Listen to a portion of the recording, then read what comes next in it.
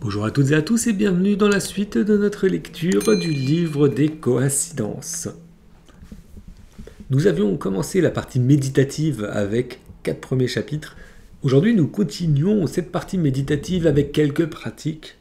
Je vous invite à aller voir cette première partie sur les pratiques si vous ne l'avez pas écoutée, puisque nous allons continuer les règles de vie, la 4e plus précisément. Et c'est intéressant de savoir les 3 premières, ainsi que la façon dont méditer et les sutras, les mantras, etc. Voilà, cette 4e règle de vie s'intitule « Clarifier ses intentions pour les confier à l'univers, harmoniser intention personnelle et intention universelle ». Sans plus tarder, c'est parti. Sutra Sankalpa. Mes intentions ont un pouvoir d'organisation infini. Nos intentions sont une manifestation de la totalité de l'univers parce que nous faisons partie de l'univers, et nos intentions portent en elles les mécanismes de leur réalisation. La clarté de l'intention est la seule chose dont nous ayons vraiment besoin. Ensuite, si nous pouvons mettre l'ego de côté, les intentions se satisfont d'elles-mêmes. Nos intentions attirent les éléments et la force, les événements, les situations, les circonstances et les relations nécessaires à la réalisation de l'objectif souhaité. Nous n'avons pas besoin de nous impliquer dans les détails. En fait, essayer trop intensément peut tout faire échouer. Laissez l'intelligence non localisée synchroniser les actions de l'univers et satisfaire vos intentions pour vous. L'intention est une force naturelle comme la gravité, mais plus puissante. Personne n'a besoin de se concentrer sur la gravité pour qu'elle fonctionne. Personne ne peut dire « je ne crois pas à la gravité » parce que c'est une force à l'œuvre dans le monde, que nous la comprenions ou pas. L'intention fonctionne de la même façon. En guise d'exemple simple, pensez à un moment où vous essayez de vous rappeler quelque chose de banal, le nom de quelqu'un ou le titre d'un livre. Vous l'aviez sur le bout de la langue, mais vous n'arriviez pas à vous en souvenir. Dès l'instant où vous essayez de vous le remémorer, vous introduisez l'intention. Cependant, plus vous essayez, plus l'information semble glisser hors de portée de votre mémoire consciente. Mais si, finalement, vous mettez votre ego de côté et lâchez prise sur la nécessité de vous souvenir, votre intention passe dans le domaine virtuel, lequel possède un infini pouvoir d'organisation. Alors même que vous poursuivez d'autres pensées, le domaine virtuel continue à chercher l'information sans votre participation consciente. Plus tard, vous pouviez être en train de vous endormir ou de regarder un film, le nom que vous essayez de vous rappeler avec tant d'insistance fait tout simplement irruption dans votre conscience. Cet exemple très ordinaire illustre comment l'intention fonctionne. Générer l'intention et laisser l'univers prendre la relève est tout ce que nous avons à faire. La seule préparation ou participation nécessaire pour déclencher le pouvoir de l'intention est une connexion au champ d'intelligence consciente qui peut être accomplie de nombreuses façons, la méditation étant l'une des meilleures. Lorsqu'une personne atteint un certain niveau de conscience, tout ce dont elle a l'intention commence à se produire. Certaines personnes sont à tel point reliées au champ d'intelligence consciente que chacune de leurs intentions se manifeste. La totalité de l'ordre de l'univers s'orchestre autour d'elles. Bien sûr, il n'est pas tout à fait juste de dire que chacune de leurs intentions personnelles se réalise. En vérité, les gens qui sont connectés au champ d'intelligence consciente adoptent les intentions de l'univers. Leurs intentions sont exaucées, mais seulement parce que l'esprit cosmique utilise leurs intentions pour satisfaire ses propres désirs. Nous devons rechercher des occasions d'exercer les intentions, car en général notre société ne les offre pas. Si vous êtes comme la plupart des gens, vous ne rencontrerez pas beaucoup d'opportunités de vous retirer au sommet d'une montagne afin de vous concentrer sur le développement de votre esprit. Il est plus probable que vous trouviez un moment de libre alors que vous êtes coincé dans un embouteillage ou que vous attendez un appel téléphonique important dans votre bureau. Ce sont là des occasions plus vraisemblables de pratiquer la conscience atemporelle et l'intention basée sur l'esprit. L'intention n'est ni une simple lubie, ni un caprice. Elle exige de l'attention et également du détachement. Une fois que vous avez consciemment généré l'intention, vous devez être capable de vous détacher du résultat et laisser l'univers prendre en charge les détails de sa réalisation. Si vous ne le faites pas, l'ego s'implique et entrave alors le processus. Vous éprouvez de la frustration si votre intention ne se réalise pas assez vite. Il se peut que le sentiment que vous avez de votre propre importance soit menacé ou que vous vous apitoyez sur votre sort. L'intention, de par sa nature, orchestre sa propre réalisation. La seule chose qui puisse interférer est la domination des besoins de notre ego et des préoccupations totalement égoïstes. Bien sûr, le meilleur moyen pour que toutes vos intentions se réalisent est de les aligner sur l'intention cosmique, de créer une harmonie entre ce que vous souhaitez et ce que l'univers vous destine. Dès lors que cette congruence est générée, vous constaterez que la synchronicité occupe un rôle plus important dans votre vie. La meilleure façon de créer cette harmonie est de cultiver une attitude de simple gratitude. Manifestez votre gratitude pour tout ce qui survient dans votre vie. Rendez grâce pour la place que vous occupez dans le cosmos et pour l'occasion qui vous est donnée de poursuivre la destinée que nous partageons tous. Créer l'harmonie implique en partie d'abandonner les griefs de tous ordres. Griefs et sentiments d'injustice viennent de l'ego. Les animaux n'ont aucun problème de rancune ou de grief. Ce n'est que chez nous autres êtres humains que l'intention se trouve si souvent encombrée de toutes sortes de bagages émotionnels. Afin de générer une intention pure, vous devez laisser aller tout cela.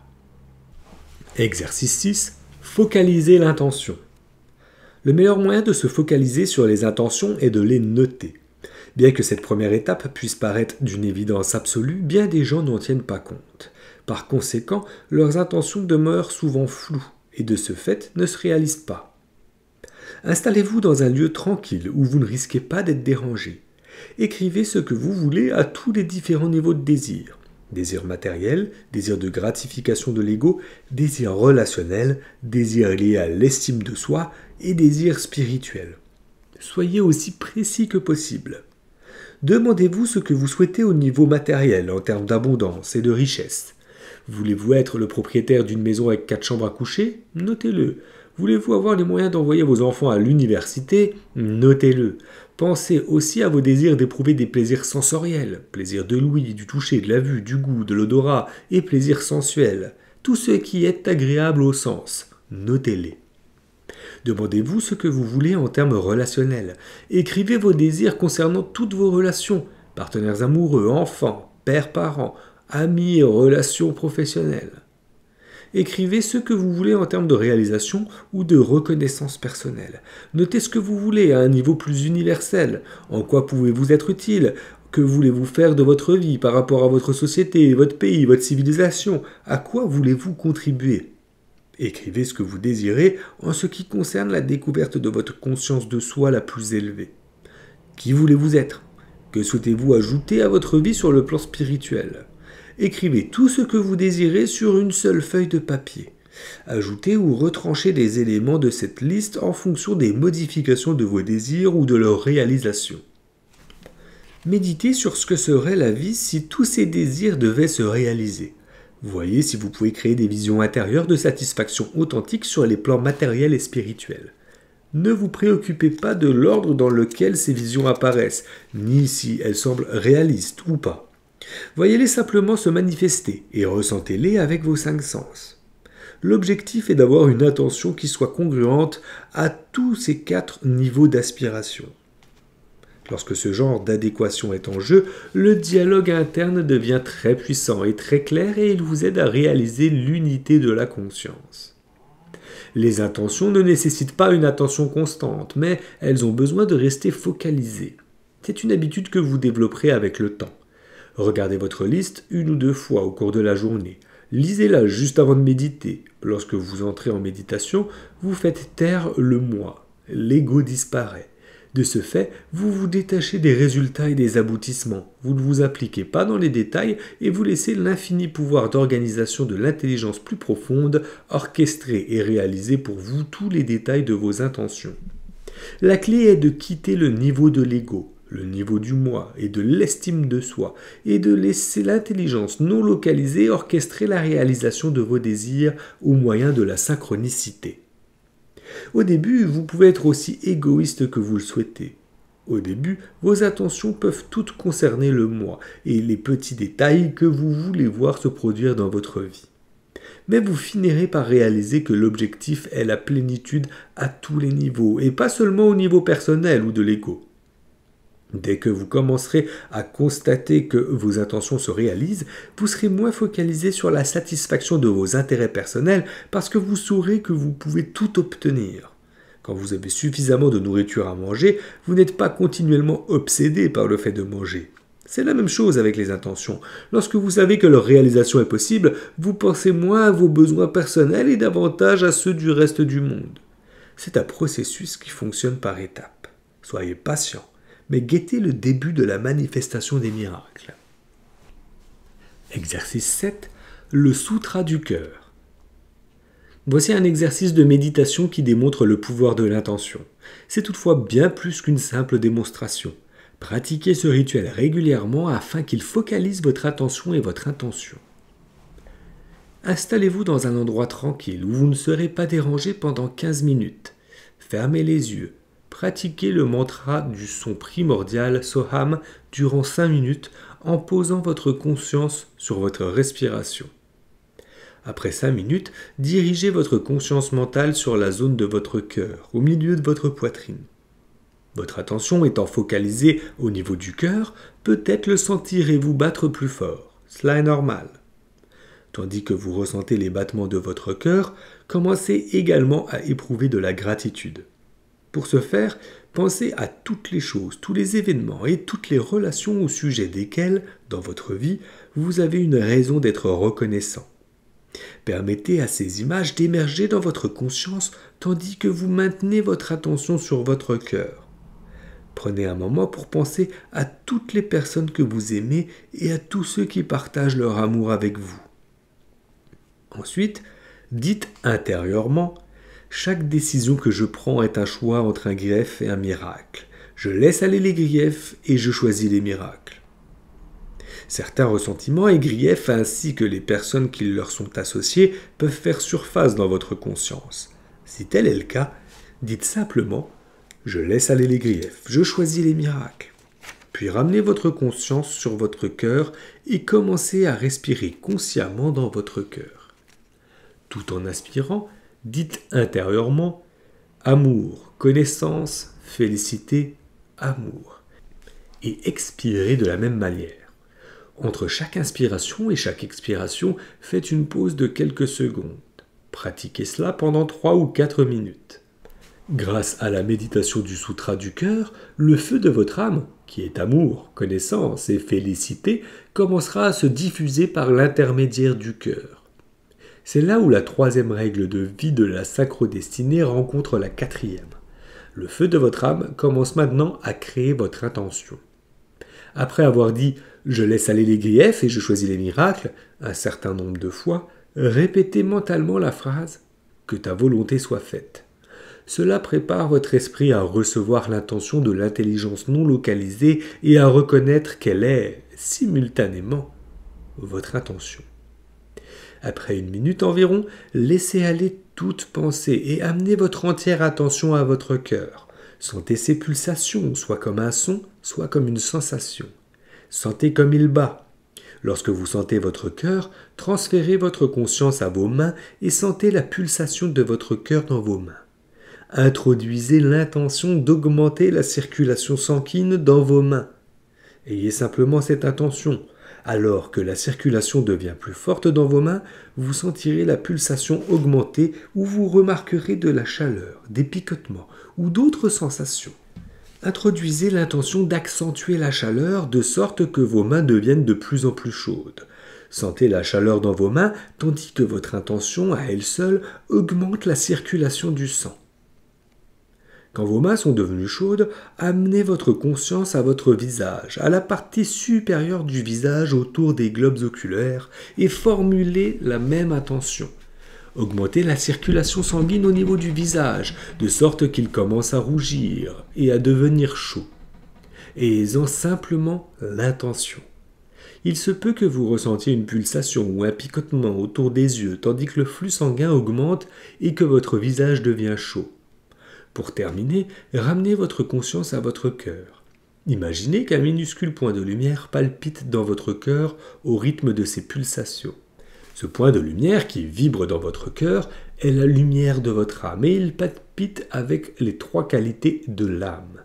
Amour, connaissance et félicité ou Satchit Ananda. qui est également le sutra de la 3e règle de vie, chapitre 10. Plongez-vous dans l'expérience de ce point d'amour et de connaissance, de félicité qui pulse et palpite. Il envoie une lumière radieuse au reste de votre corps. Laissez lentement ce point de lumière disparaître à votre conscience et mettez-vous à l'écoute de votre corps tout entier. Sentez les sensations, puis ouvrez les yeux. La méditation est terminée. Affirmation du sutra pour la 4e règle de vie. Imaginez que l'univers entier est un vaste océan de conscience et que vos intentions jaillissant de l'intérieur de votre cœur le traversent en ondulant. Sankalpa. Imaginez que votre intention orchestre l'activité infinie de l'univers contrebalançant tout l'écosystème. Sankalpa. Imaginez que votre intention peut guérir ceux qui ne vont pas bien. Sankalpa. Imaginez que votre intention peut apporter joie et rire à ceux qui sont affligés. Sankalpa. Imaginez que vous pouvez amener de la force à ceux qui se sentent faibles et craintifs. Sankalpa. Imaginez que vous pouvez apporter de l'espoir à ceux qui se sentent démunis. Sankalpa. Imaginez que vos pensées agissent sur les forces naturelles de l'univers, que vous pouvez amener pluie et soleil, nuages et arc-en-ciel. Sankalpa. Imaginez que chaque pensée que vous formulez, chaque mot que vous prononcez, chaque action que vous faites amène un bienfait au monde. Sankalpa. Chapitre 12. 5e règle de vie. Pacifier son agitation émotionnelle. Transformer l'expérience douloureuse en une conscience nouvelle. Sutra Moksha. Je suis émotionnellement libre. Lorsque nous comprenons que la réalité extérieure ne peut être séparée de la réalité intérieure, lorsque nous comprenons que l'univers est réellement le prolongement de notre corps, il devient tout à fait clair que l'énergie négative en nous est destructrice. L'agitation émotionnelle est un obstacle majeur à la réalisation spontanée des désirs, mais il est possible de transformer l'énergie négative en un niveau supérieur de conscience. Moksha signifie liberté, alors que ce sutra résonne en vous. Ce qu'il exprime est « je suis émotionnellement libre ». Mon âme est libérée de tout mélodrame. Je n'ai pas de ressentiment, de grief, d'hostilité ou de culpabilité. Je suis dépourvu d'autosuffisance. Je n'ai pas de soucis pour moi-même. Je ne m'apitoie pas sur moi-même. Je peux rire de moi-même. Je peux voir ma vie avec humour. Cette liberté comprend et englobe tout cela. Si je ne suis pas libre émotionnellement, j'obscurcis et je trouble l'expérience de l'esprit avec mon ego et mes meilleures intentions ne peuvent se réaliser. Ultimement, la liberté émotionnelle mène à la liberté psychologique et spirituelle. Il n'y a vraiment que 2 émotions, le plaisir et la douleur. Soit ça fait du bien, soit ça fait du mal. La plupart des gens croient que les 2 émotions fondamentales sont l'amour et la peur, mais ces dernières ne sont que la façon dont nous réagissons au potentiel de plaisir et de peur des situations que nous rencontrons. L'amour signifie que nous voulons nous en rapprocher, parce que nous pensons que cela nous amènera du plaisir. La peur signifie que nous voulons nous en éloigner, parce que nous pensons que cela nous causera de la douleur. Nous passons notre vie à rechercher le plaisir et à éviter la douleur. Les choses qui génèrent le plaisir et la douleur sont différentes pour chacun de nous. Le plaisir et la douleur découlent des besoins que nous avons. Si j'ai une folle envie de glace au chocolat et que vous m'en apportez une, j'interpréterai cela comme étant agréable. Si vous êtes allergique au chocolat et que quelqu'un vous offre une glace au chocolat, ce cadeau est associé à de la douleur. Tout dépend de la perception et de l'interprétation. C'est l'ego qui interprète les choses selon qu'il les trouve agréables ou douloureuses, et l'ego assimile tout franchissement non autorisé de ses frontières à une expérience douloureuse. La condition optimale et la plus authentique est l'équilibre. Chaque fois que nous sommes dans un état d'agitation émotionnelle, nous contrarions notre équilibre naturel interne, ce qui bloque notre évolution spirituelle et peut même nous déconnecter de la synchronicité. Cela ne veut pas dire que les émotions sont mauvaises en elles-mêmes ou qu'il faut les éviter. En tant qu'être humain, nous aurons toujours des émotions, cela fait partie de la condition humaine, mais les extrêmes émotionnels nous éloignent du véritable but de notre vie. Il y aura toujours dans nos vies des événements ou des relations qui déclencheront en nous des émotions intenses. Il y aura toujours dans ce monde des choses qui causeront beaucoup de douleur ou d'angoisse, mais nous devons éviter de rester bloqués sur une émotion. Représentez-vous la vie comme une rivière avec 2 berges. d'un côté le plaisir, de l'autre la douleur. Le meilleur moyen de descendre cette rivière est de rester au milieu, de se déplacer en flottant à distance égale des deux rives. Si vous déviez et vous rapprochez trop d'un côté, vous ralentissez et courez le risque d'échouer. Trop de plaisir mène à la dépendance. Trop de douleur peut éclipser votre goût de la vie. Il est important de remarquer que la douleur n'est pas nécessairement physique. Ce peut être une douleur émotionnelle ou même le souvenir d'une douleur passée. Bien que notre instinct naturel soit d'éviter la douleur, nous devons y faire face lorsqu'elle se manifeste, sans quoi elle refera surface plus tard dans notre vie sous une forme ou une autre d'agitation émotionnelle. Même si sa manifestation est différente de ce à quoi vous pourriez vous attendre, elle émergera à nouveau, peut-être sous forme d'insomnie, de maladie, d'anxiété ou de dépression. L'émotion la plus destructrice est probablement la colère. Le but ultime de la transformation spirituelle est l'éveil, l'état immuable de conscience unifiée, la conscience ininterrompue que vous, moi et le reste de l'univers sommes des motifs de la même étoffe tissée d'intelligence non localisée. La colère nous incite à blesser les autres, elle nous fait aller dans la direction opposée à l'éveil et à l'unification de la conscience. La colère obscurcit toute perception d'unité. Elle ne concerne que l'ego. Au lieu de vous faire avancer dans le sens de la synchronicité et de l'éveil, la colère vous fait reculer et vous ferme définitivement au message de transformation que l'univers vous envoie. Il est par conséquent d'une importance capitale de contrôler cette forme de turbulence émotionnelle. Décharger sa colère n'est vraiment d'aucune utilité. Cela ne sert qu'à l'alimenter et la fait augmenter. Les sentiments de colère doivent être traités de manière positive, si possible, dès qu'ils s'élèvent. L'objectif n'est pas de cultiver la colère ou d'essayer de l'étouffer en l'enterrant. Nous devons plutôt transformer la colère, ou toute autre émotion destructrice, à l'intérieur de nous-mêmes. La première étape pour transformer les émotions consiste à prendre la responsabilité de ce que nous ressentons. Pour cela, il faut reconnaître l'émotion. Qu'éprouvez-vous? Où la ressentez-vous dans votre corps? Lorsque vous pouvez l'identifier, observez-la. Faites-en l'expérience le plus objectivement possible, comme si vous étiez une autre personne regardant à l'intérieur. La colère est déclenchée par la douleur. Décrivez la douleur à partir de ce point de vue objectif. Une fois que la douleur a été identifiée de cette façon, vous pouvez commencer à exprimer la douleur, la laisser aller et en parler. Transformez l'expérience douloureuse en une conscience nouvelle. Il est même possible que vous soyez finalement capable de célébrer la douleur comme une nouvelle étape sur votre chemin vers l'éveil spirituel. En accueillant ainsi la douleur, l'agitation émotionnelle disparaît et la voie de la synchronicité se dégage à nouveau.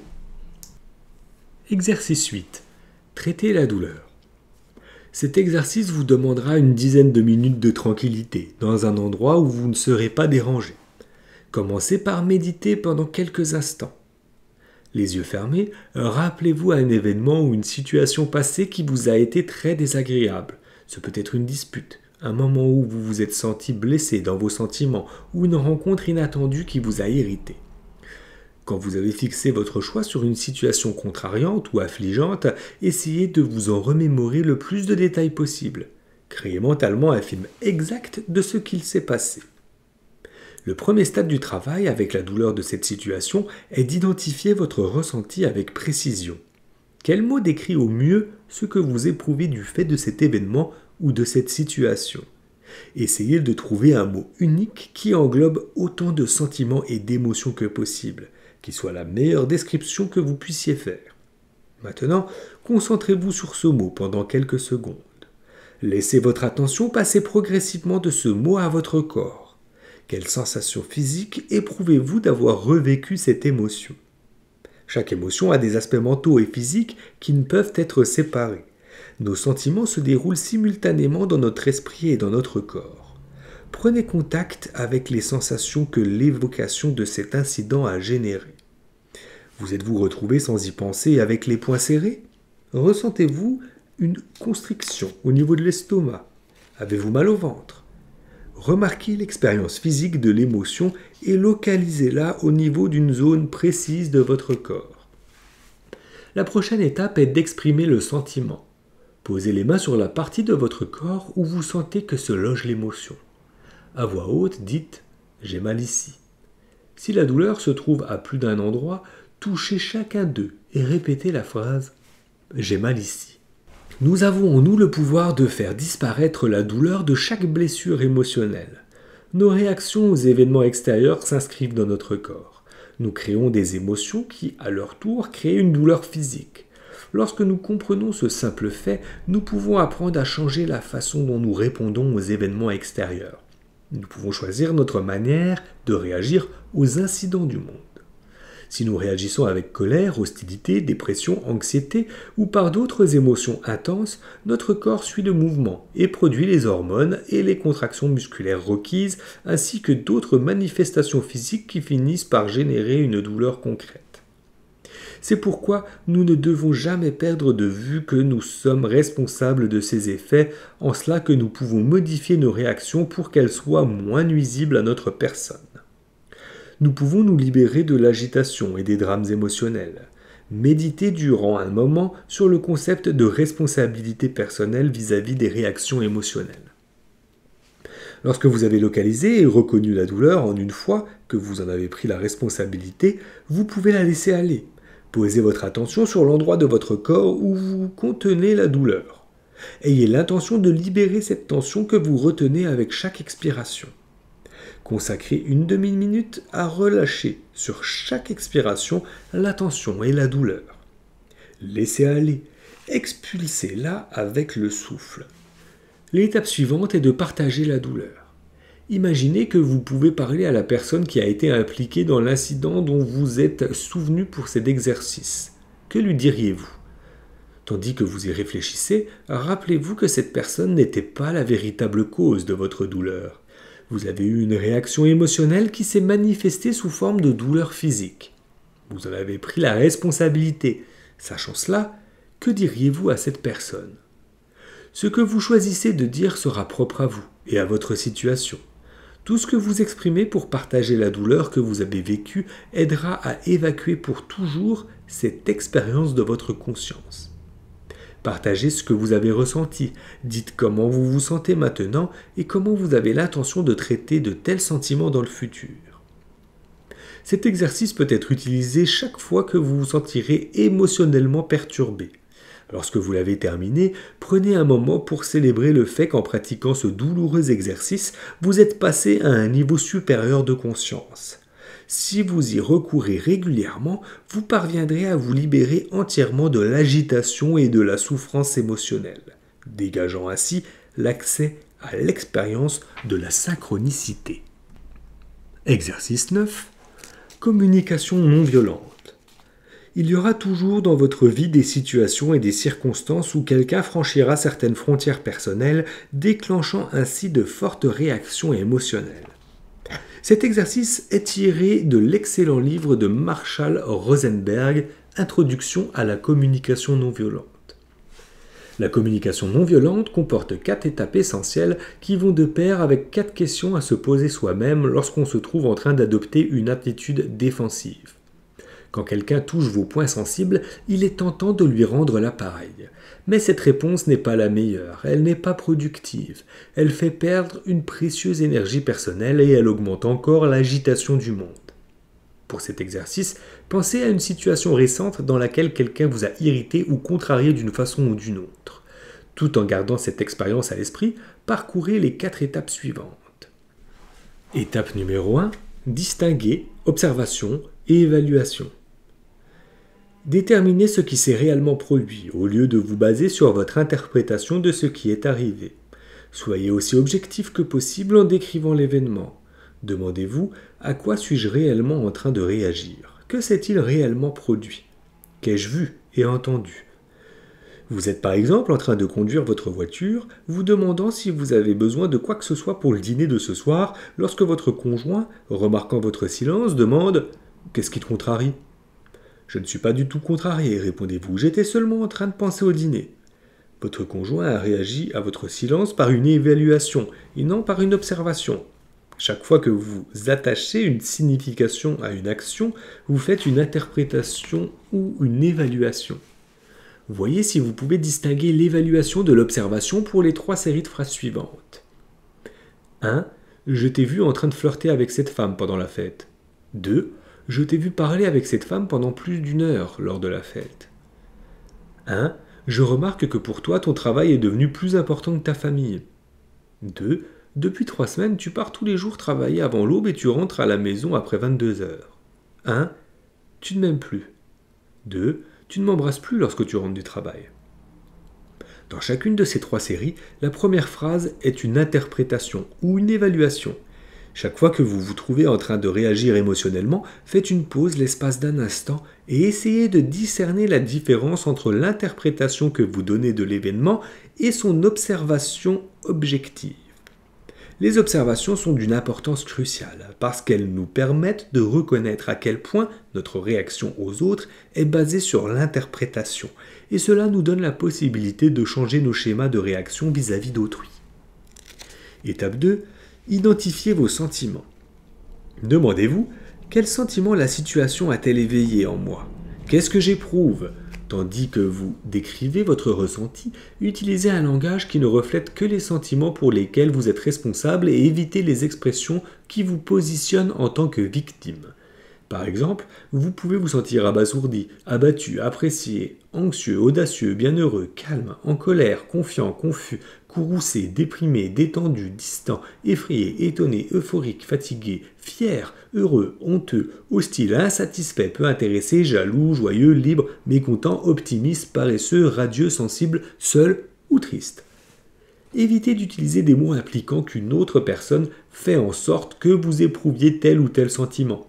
Par exemple, vous ne pouvez pas vous sentir attaqué tout seul. Cette émotion ne provient pas de vous, mais de votre réaction à autrui. Autre mot à éviter, abandonner, tromper, trahi, forcer, diminuer, manipuler, incompris, exploiter, rejeter, pas entendu, pas soutenu, pas pris en compte. Si vous utilisez ces mots pour identifier vos sentiments, cela signifie que vous donnez aux autres trop de pouvoir sur vos émotions. Si tel est le cas, vous aurez tendance à attirer des gens qui suscitent chez vous ces sentiments et vous serez pris dans un cercle vicieux. Il est très difficile d'être heureux à moins de reconnaître ses propres émotions et d'en répondre. Étape 3. Formulez clairement vos besoins. Posez-vous la question « De quoi ai-je besoin dans cette situation ?» Vous n'éprouveriez pas de si fortes émotions si tous vos besoins étaient satisfaits. Identifiez le besoin aussi précisément que possible.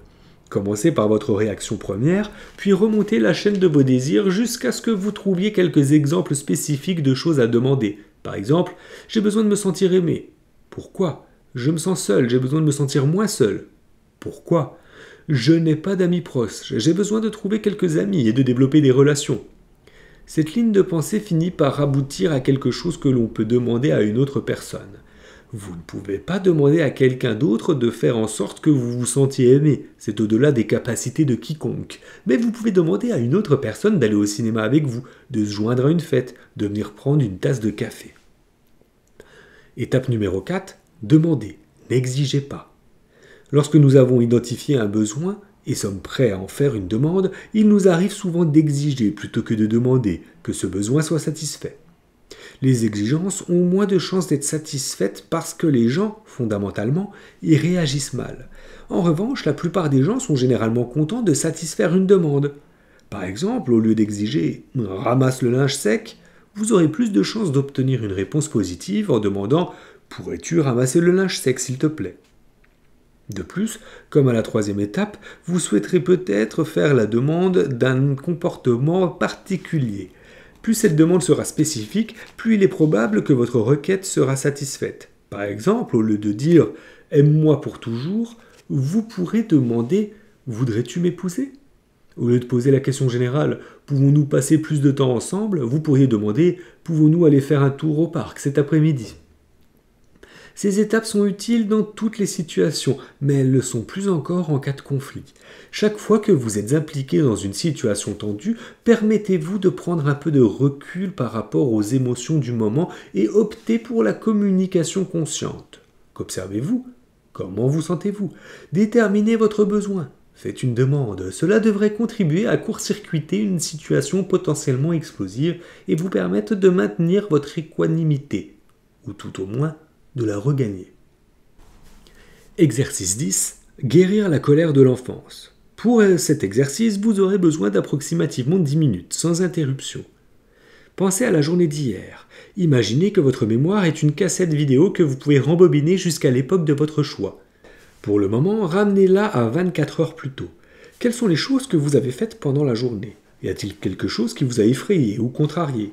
Il ne s'agit pas nécessairement d'un événement important ou dramatique. Peut-être vous êtes-vous impatienté en faisant la queue ou avez-vous vu quelqu'un se conduire grossièrement ou manquer d'égard. Pendant 1 minute environ, essayez de vous rappeler les événements de la journée de la manière la plus détaillée possible. Focalisez-vous sur un moment de colère en prenant conscience des sensations dans votre corps ainsi que des émotions dans votre esprit. Ensuite, rembobinez cette cassette vidéo en remontant plus loin dans le passé. Retournez précisément 1 an en arrière. Essayez de vous rappeler ce que vous faisiez il y a 1 an à cette même date ou à un moment qui s'en rapproche le plus possible. Qu'aviez-vous à l'esprit alors? Vous souvenez-vous d'avoir été préoccupé ou fâché à propos de quelque chose? Essayez de ressentir les émotions que vous éprouviez à cette époque dans votre esprit et dans votre corps. Ces sentiments sont-ils les mêmes que ceux que vous vous rappelez avoir éprouvés hier? Rembobinez la cassette jusqu'à une période encore antérieure, lorsque vous étiez adolescent. À nouveau, focalisez-vous sur une situation qui vous a effrayé ou contrarié. Revivez les sensations mentalement et physiquement. Remarquez en quoi la colère que vous avez éprouvée hier s'est construite sur des émotions qui datent de si longtemps. Essayez maintenant de vous souvenir d'un incident de votre enfance.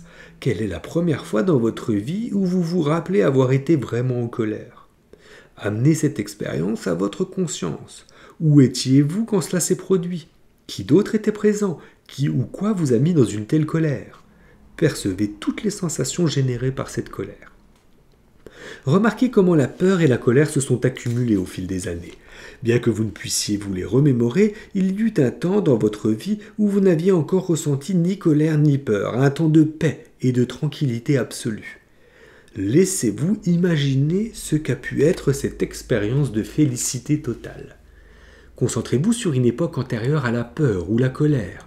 Rembobinez cet enregistrement imaginaire de votre vie jusqu'à ce que l'écran devienne noir et sentez s'évaporer les frontières entre vous-même et votre environnement. Durant la minute qui suit, éprouvez la perte totale de toute accumulation de colère, peur et ego. Tout en conservant ce sentiment de totale félicité dans votre conscience, faites à nouveau avancer cette cassette vidéo. Visionnez à nouveau les endroits de votre vie auxquels vous vous étiez précédemment arrêté. Ces épisodes de peur et de colère de votre enfance, de votre adolescence, d'il y a 1 an et d'hier. Incorporez à ces scènes cette expérience de félicité en même temps que vous les revisitez. Au lieu de laisser un instant de colère s'ajouter à un autre, commencez à effacer ces instants, l'un après l'autre, de votre plus tendre enfance à hier. Passez 1 minute environ à sentir comment la colère et la peur sont totalement effacés par ce souvenir de félicité. Et tandis que ces sentiments s'évanouissent, laissez l'accumulation toxique d'années de peur et de colère disparaître de votre esprit. Vous pouvez utiliser cet exercice à tout moment pour traiter le problème de la colère à sa racine. De nombreuses personnes trouvent particulièrement positif de le pratiquer le soir, juste avant de s'endormir, pour se sentir parfaitement heureux au réveil, sans colère résiduelle. Affirmation du sutra pour la 5e règle de vie. Imaginez que vous n'avez pas de forme physique, que vous êtes un champ de conscience qui est partout, à tout instant. Moksha. Imaginez que vous avez laissé à jamais toute sensation de colère ou de ressentiment. Moksha. Imaginez que blâmer, vous sentir blâmé et éprouver de la culpabilité vous est absolument étranger. Moksha. Imaginez que vous ne versez jamais dans le mélodrame ou l'hystérie. Moksha. Imaginez que vous pouvez choisir tous les ressentis émotionnels dont vous voulez faire l'expérience. Moksha. Imaginez que vous pouvez fixer tous les buts que vous souhaitez réaliser et effectivement les atteindre. Moksha. Imaginez que vous vous êtes débarrassé de vos compulsions et de vos schémas de comportement habituels. Moksha. Imaginez que vous êtes débarrassé de toute dépendance. Moksha. Imaginez que vous ne participez jamais à aucun commérage. Moksha. Imaginez que vous êtes libre de répondre au niveau le plus élevé, quelle que soit la situation ou le comportement d'autrui. Moksha. Imaginez qu'il n'y a aucune limite à ce que vous pouvez manifester. Moksha. Imaginez que vous pouvez voir un éventail infini de possibilités à tout instant. Moksha. Chapitre 13. 6e règle de vie. Célébrez la danse du cosmos, embrassez le masculin et le féminin en soi. Sutra Shiva Shakti. Je donne naissance aux dieux et aux déesses en moi, à travers moi, ils expriment tous leurs attributs et leurs pouvoirs. La 6e règle de vie nous encourage à vivre pleinement notre vie en accueillant les aspects féminins et masculins de notre être. Une manière d'embrasser ces deux aspects de soi-même est d'évoquer des archétypes féminins et masculins. D'après Carl Gustav Jung, les archétypes sont des mémoires héritées représentées dans l'esprit sous forme de symboles universels que l'on peut observer dans les mythes et dans les rêves. Ce sont des états de conscience. Les archétypes sont des concentrations universelles d'énergie psychique. Les archétypes existent en tant que potentiel et demeurent en sommeil dans notre conscience. Chacun de nous possède au moins un archétype qui reste en veilleuse jusqu'à ce qu'il soit stimulé par une situation dans l'environnement ou dans la vie consciente ou inconsciente de la personne. Une fois activé, l'archétype manifestera ses pouvoirs et ses attributs à travers vous. Ce que vous faites de votre vie est généralement une représentation de la combinaison de vos archétypes dans une certaine proportion. Par exemple, une personne qui exerce un pouvoir hors du commun sur le monde, tel un roi ou un président, aura probablement Zeus ou Héra comme archétype de pouvoir et de leadership. Mais si cette personne est aussi exceptionnellement sage, Athéna pourrait bien être son archétype de sagesse. Il est possible d'activer consciemment votre archétype au moyen de l'intention. Une fois que vous avez découvert vos archétypes fondamentaux, vous pouvez commencer à les invoquer quotidiennement. Entourez-vous de symboles, de mots ou de représentations qui vous les rappellent. Disposez ces symboles près de votre lit, de sorte qu'ils soient les premiers objets que vous regardiez en vous réveillant le matin. Demandez à vos archétypes de vous offrir leur guidance et leur sagesse, de faire partie de vous et d'œuvrer à travers vous. Ce peut être aussi simple que de dire « Je vous demande de faire partie de moi et d'agir à travers moi. Guidez-moi dans ma vie. » Si vous invitez vos archétypes de cette manière, juste après votre méditation quotidienne, vous commencerez à sentir leur présence plus distinctement et plus directement. Ils peuvent vous faire accéder aux forces cachées à l'intérieur de vous. Exercice 11. Trouvez le cosmos à l'intérieur. Enregistrez le texte suivant et écoutez-le. Ça tombe bien. Installez-vous confortablement en position assise ou couchée et fermez les yeux. Apaisez votre dialogue interne en observant votre respiration. Après quelques minutes, posez votre attention sur votre cœur. Visualisez votre cœur comme une vibrante sphère de lumière. Dans cette sphère, visualisez 2 ou 3 êtres vivants ou énergies archétypales. Ce peut être des anges, des dieux ou des déesses. Voyez maintenant que le reste de votre corps est un corps de lumière. Imaginez que, progressivement, ce corps de lumière, avec sa sphère palpitante d'êtres divins, se dilate et s'étend et qu'il emplit toute la pièce dans laquelle vous vous trouvez. Laissez cette expansion se produire au-delà même des limites de la pièce, de sorte que vous n'êtes plus dans la pièce, mais que celle-ci est en vous. Continuez ce processus d'expansion de votre corps de lumière jusqu'à ce que toute la ville dans laquelle vous vivez existe au sein de votre être, les immeubles, les gens, la circulation et la campagne environnante. Continuez à étendre votre conscience de vous-même pour englober dans votre être physique la région dans laquelle vous vivez, votre pays, et finalement la planète entière. Voyez maintenant que le monde tout entier existe en vous, tous les humains, tous les autres êtres sensibles, les arbres, les forêts, les rivières, les montagnes, la pluie et le soleil, la terre et l'eau. Ce sont différents éléments de votre être au même titre que les différents organes de votre corps. Maintenant, dites-vous intérieurement « Je ne suis pas dans le monde est en moi ». Tous les déséquilibres que vous voyez dans ce monde qui est le vôtre, demandez aux êtres divins, qui dansent toujours dans la vibrante sphère de votre cœur, de les corriger. Demandez à ces êtres divins d'exaucer tous vos désirs et d'amener l'harmonie, la beauté, la guérison et la joie aux différentes parties de votre soi cosmique. Continuez à étendre votre conscience de soi pour inclure les planètes et les lunes, les étoiles et les galaxies. À présent, dites-vous « Je ne suis pas dans l'univers est en moi ». Puis commencez lentement à faire diminuer la taille de votre soi cosmique jusqu'à ce que vous fassiez à nouveau l'expérience de votre corps personnel. Imaginez les billions de cellules de votre corps physique, toutes font partie d'une danse. Chaque cellule est elle-même un univers à part entière. Rappelez-vous que votre être véritable habite tous ces niveaux de création, du microcosme au macrocosme, de l'atome à l'univers, de votre corps personnel à votre corps cosmique. Rappelez-vous que sont disponibles pour vous, à chaque instant de ces niveaux de votre existence, les énergies divines qui orchestrent la danse cosmique sur le plan non localisé afin de créer l'interaction harmonieuse des éléments et des forces capables de satisfaire tous les désirs. Exprimez votre gratitude à ces énergies archétypales. Restez maintenant tranquillement assis ou couché, conscient de toutes les sensations dans votre corps. Vous sentirez peut-être des picotements ou de l'euphorie. Après 2 ou 3 minutes, ouvrez les yeux. L'exercice est terminé. Affirmation du sutra pour la 6e règle de vie. Imaginez que vous êtes capable de changer de forme. Shiva Shakti. Imaginez que vous pouvez être aussi bien masculin que féminin, si vous le désirez. Shiva Shakti. Imaginez que vous êtes fort, décidé, courageux, cohérent, éloquent et puissant. Shiva Shakti.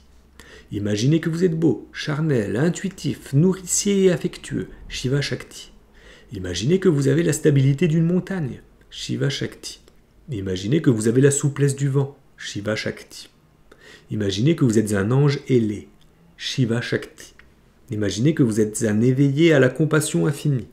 Shiva Shakti. Imaginez que vous êtes un être divin évoluant dans les sphères célestes. Shiva Shakti. Imaginez à nouveau que vous pouvez changer de forme, que vous pouvez devenir animal, oiseau, insecte, plante ou rocher. Shiva Shakti.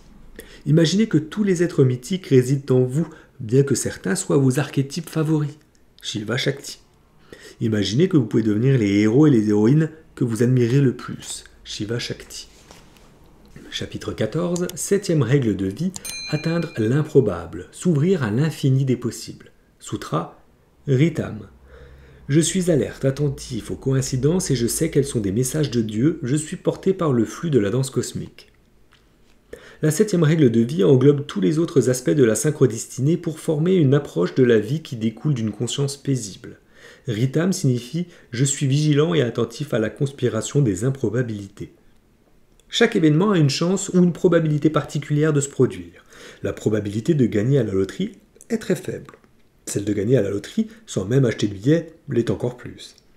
Par nos actes, nous augmentons la probabilité que quelque chose se produise, et beaucoup de nos actes sont déterminés par notre conditionnement karmique, ces interprétations de nos expériences et de nos relations passées qui forment et affectent les souvenirs de notre vie et nos désirs.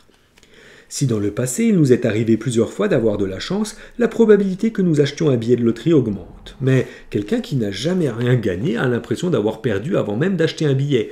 Il est fort probable qu'il ne le fasse jamais. C'est pourquoi, afin de changer votre vie, vous devez vous libérer de votre conditionnement karmique actuel. Vous devez modifier votre interprétation de ce qui se passe dans votre vie. Vous devez vous transformer, devenir une personne pour laquelle la probabilité qu'arrivent des choses formidables augmente. Et cette transformation débute au niveau de l'âme. L'âme donne un sens aux événements. L'âme agit en influençant notre esprit. Et pour chaque action, il y a un souvenir, une interprétation, signification, expérience, interprétation, souvenir, désir. À travers le cycle karmique, tous ces aspects sont étroitement liés.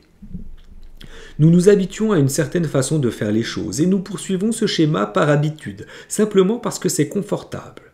Afin de changer votre vie, vous devez trouver un moyen de briser le schéma. Ce n'est pas facile, mais des gens font cela tous les jours. La meilleure manière d'y arriver est de guetter des signes de probabilité nouvelles, et ces signes viennent à nous sous forme de coïncidences. Les coïncidences sont des messages du domaine non localisé, des invitations à briser nos liens karmiques. Les coïncidences nous invitent à abandonner le connu et à embrasser l'inconnu. Une coïncidence est un saut quantique, créatif dans le comportement de l'univers lui-même. Étant donné que le connu est lui-même une habitude de conditionnement passé, la créativité et la liberté existent dans l'inconnu, dans tout ce qui brise l'amplitude des probabilités fixées par le karma. C'est pourquoi il est important de rechercher les coïncidences, d'en prendre note. Quand vous remarquez des coïncidences, vous pouvez découvrir leur signification cachée et leur importance pour votre vie. Une coïncidence est, par définition, une expérience de synchronicité. Elle vient du domaine non localisé et ses effets sur notre monde sont imprévisibles. Le simple fait qu'il s'agisse d'une coïncidence signifie qu'il s'agit d'un message de Dieu. Nous devons en tenir compte, puis agir. C'est l'occasion que nous avons d'y répondre de manière créative. Le but de l'éveil est d'aller au-delà du schéma des probabilités et d'expérimenter la vraie liberté. C'est pourquoi il est important de ne jamais ignorer une coïncidence. Ne laissez jamais passer une chance de voir ce que l'univers a prévu pour vous. Et si vous prêtez attention aux coïncidences, vous découvrirez qu'elles se précipitent, générant encore plus d'opportunités. C'est là le secret de la synchrodestinée. Toutes les idées présentées ici sont les règles qui gouvernent l'univers. En les adoptant comme des panneaux indicateurs pour votre propre existence, vous vivrez la vie de vos rêves. Le fait de comprendre que ces principes ne sont pas de simples abstractions, qu'ils sont véritablement à l'œuvre dans tout ce que nous faisons, dépasse de loin une prise de conscience ordinaire. C'est vraiment une sorte de célébration. Lorsque vous avez maîtrisé la synchrodestinée, lorsque vous avez appris à synchroniser votre vie avec l'univers lui-même, vous célébrez la danse cosmique. Exercice 12. Faire la synthèse. Rendez-vous en un lieu de grande activité, comme un centre commercial. Au rayon alimentation, achetez quelque chose à manger. Puis asseyez-vous sur un banc, fermez les yeux. En étant pleinement conscient, goûtez cet aliment, sentez son odeur, sa consistance. Tout en gardant les yeux fermés, faites attention à tous les sons de votre environnement. Quelle est la musique dans l'arrière-plan? Des chants de Noël, une musique de film? Pouvez-vous capter la conversation des gens près de vous? Pouvez-vous entendre des bribes de phrases, des mots? Y a-t-il des sons qui vous semblent plus intéressants ou qui attirent davantage votre attention que d'autres? Posez maintenant votre attention sur votre corps. Sentez tout ce qu'il y a à sentir autour de vous. La dureté ou le moelleux du bord du siège, est-il en bois, en métal, en tissu? Ouvrez les yeux et observez le décor autour de vous. Regardez ce qu'il y a à voir, les gens qui marchent, les couleurs, les boutiques, les articles dans les vitrines, les magasins d'art. Maintenant, fermez les yeux et, dans votre imagination, remarquez une fois encore ce dont vous avez fait l'expérience. Les goûts, les odeurs, les textures, les couleurs et les objets que vous avez vus, les sons que vous avez entendus. Choisissez un élément de chacune de vos expériences sensorielles. Ce pourrait être par exemple la glace à la fraise sur votre langue, l'odeur du pain qui cuit, la sensation de rugosité sous vos pieds, un magnifique tableau représentant un coucher de soleil sur des collines, des chants de Noël et la musique du film de James Bond, Goldfinger. À présent, dites-vous que tous ces sons, ces odeurs, ces textures et ces saveurs font partie d'une histoire. Demandez-vous quelle est cette histoire. Demandez à votre soi non localisé de vous la révéler. Maintenant, laissez aller et supposez que votre soi non localisé vous fournira la réponse sous forme d'une expérience de synchronicité. L'exercice ci-dessus correspond à une expérience authentique qui m'est arrivée dans une galerie marchande à la période de Noël. 1 an plus tard, je me trouvais en Jamaïque. J'étais parti faire un tour à la campagne en voiture et tombais sur un paysage en tout point semblable à l'image du tableau. Un magnifique coucher de soleil au-dessus d'une colline au bord de l'océan. Je me renseignai et appris qu'on appelait cet endroit Strawberry Hill et que le film de James Bond, Goldfinger, avait été tourné là. Il y avait un superbe hôtel sur Strawberry Hill. J'ai décidé d'y entrer. L'hôtel abritait un luxueux centre de rajeunissement. Son directeur fut ravi de me rencontrer. Il avait cherché à me joindre au cours des dernières semaines parce qu'il voulait être conseillé sur les thérapies ayurvédiques.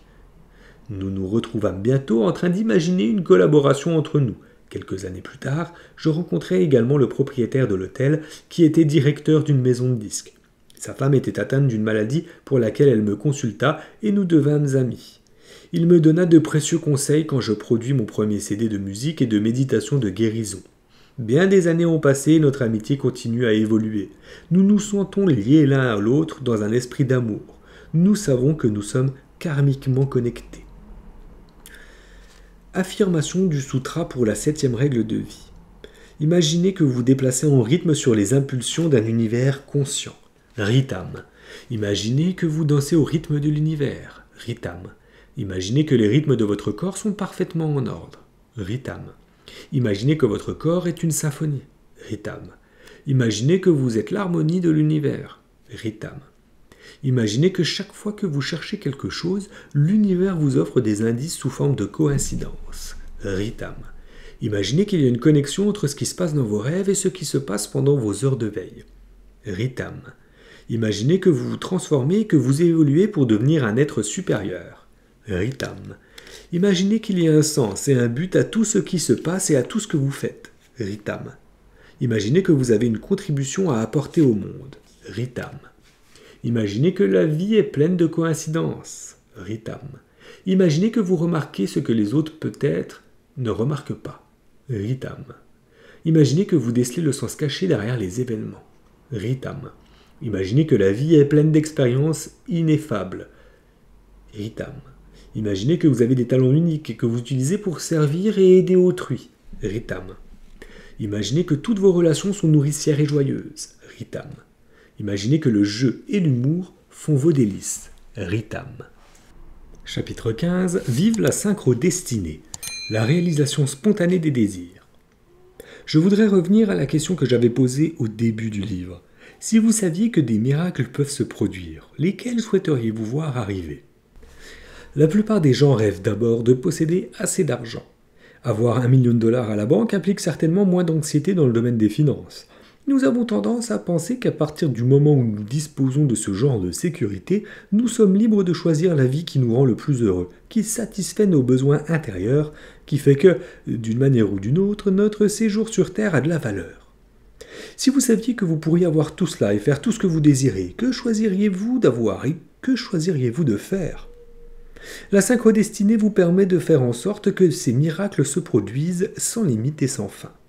Elle y parvient en vous poussant doucement et progressivement du domaine localisé au domaine non localisé. Quand nous nous bornons à ne vivre que dans le domaine localisé, nous sommes pauvres. Nos comptes en banque spirituels sont vides. Dans le domaine localisé, là où la plupart d'entre nous demeurent en permanence, on ne peut jamais savoir avec certitude ce qui va se passer. Va-t-on réussir à mener à bien les entreprises de la journée, de la semaine, du mois ? Nos actions sont chargées d'anxiété. Nos pensées sont obscurcies par le doute et nos intentions bloquées par les préoccupations de l'ego. Mais utiliser la synchrodestinée pour entrer en contact avec le domaine non localisé vous permet d'entrer dans un domaine de créativité et de corrélation infinie. Et si vous jouissez d'une sécurité intérieure, vous êtes exempt d'anxiété et libre d'être la personne que vous étiez destiné à être. Vous possédez l'équivalent spirituel d'1 milliard de dollars à la banque. Dans le domaine non localisé, vous disposez d'une réserve illimitée de connaissances, d'aspirations, de créativité, de potentiel. Vous avez accès à une provision infinie de tout ce que l'univers peut offrir. Quoi qu'il arrive dans votre vie, vous êtes calme, sans inquiétude et vous vous sentez infiniment béni. Les règles de vie de la synchrodestinée proposent un itinéraire direct pour développer votre connexion au domaine non localisé.